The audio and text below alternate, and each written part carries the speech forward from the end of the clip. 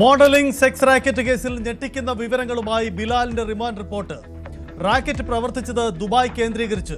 സ്ത്രീകളെ അയച്ചത് ഒന്നാം പ്രതി സിന്ധുവിന്റെ ഇവന്റ് മാനേജ്മെന്റ് സ്ഥാപനത്തിലേക്ക്. ഇനി പിടിയിലാകാനുള്ളത് ദുബായിലുള്ള ഷംനയും റഹ്മത്തും.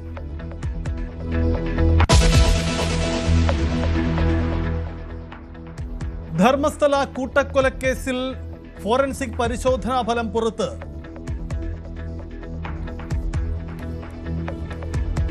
ബംഗ്ലദുബ്ലയിൽ നിന്നും കണ്ടെത്തിയ മൃതദേഹാവശിഷ്ടങ്ങളിൽ കൊലപാതകത്തിന് തെളിവ്. പ്രദേശത്ത് നിന്നും കണ്ടെത്തിയത് 8 അസ്ഥികൂടങ്ങളും 1000-ലേറെ അസ്ഥികൂട അവശിഷ്ടങ്ങളും. പ്രത്യേക അന്വേഷണ സംഘം വീണ്ടും പരിശോധന തുടങ്ങി.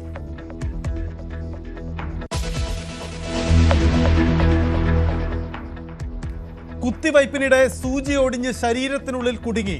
കോഴഞ്ചേരി ജില്ലാ ആശുപത്രിക്കെതിരെ പരാതിയുമായി ആറന്മുള സ്വദേശിനി. ശസ്ത്രക്രിയ നടത്തിയിട്ടും സൂചി പൂർണ്ണമായി നീക്കാനായില്ല. 1 വർഷമായി കടുത്ത വേദന അനുഭവിക്കുകയാണെന്ന് പരാതിക്കാരി.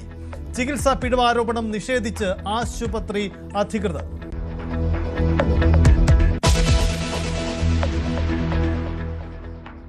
മലയിടം തുരത്ത് ഉന്നതി ഒഴിപ്പിക്കലിൽ സാവകാശം തേടാൻ സംസ്ഥാന സർക്കാർ. കോടതിയെ സാഹചര്യം ബോധിപ്പിക്കും. സമരക്കാരുമായി കൂടിക്കാഴ്ച നടത്തി മന്ത്രി കെ എ തുളസി. അഭിഭാഷക കമ്മീഷന് കച്ചവട താൽപര്യമെന്ന് PV ശ്രീനിജൻ.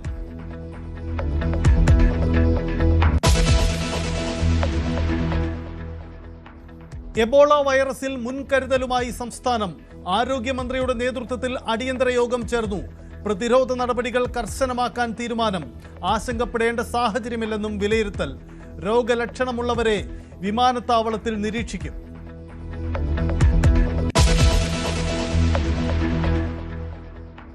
നവകേരള യാത്രയ്ക്കിടയിലെ ആക്രമണത്തിൽ പ്രാഥമിക അന്വേഷണവും അട്ടിമറിച്ചതായി കണ്ടെത്തൽ. കേസ് ഡയറി തിരുത്തിയെന്നും മൊഴി. ഇടപെട്ടത് ഉന്നത ഉദ്യോഗസ്ഥരെന്നും കണ്ടെത്തൽ. SITയുടെ അന്വേഷണം തുടരുന്നു. വിവാദ ഉദ്യോഗസ്ഥനായ സന്ദീപ് പിണറായിയുടെ സുരക്ഷാ ചുമതലയിൽ നിന്നും ഒഴിഞ്ഞു.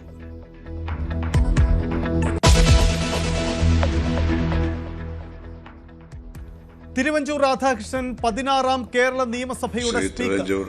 Radhakrishnan is declared elected as Speaker of 16th Kerala Legislative Assembly.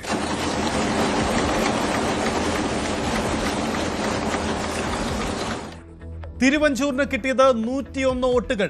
AC Moideen 35 വോട്ടും BB ഗോപകുമാറിന് 3 വോട്ടുകളും. പിണറായി വിജയനെ പ്രതിപക്ഷ നേതാവായി തെരഞ്ഞെടുത്തു.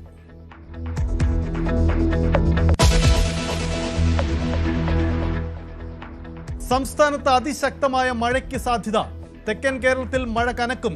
കടൽ പ്രക്ഷുബ്ധമാകുമെന്നും മുന്നറിയിപ്പ്. കേരള തീരത്ത് 5 ദിവസത്തേക്ക് മത്സ്യബന്ധനത്തിന് വിലക്ക്.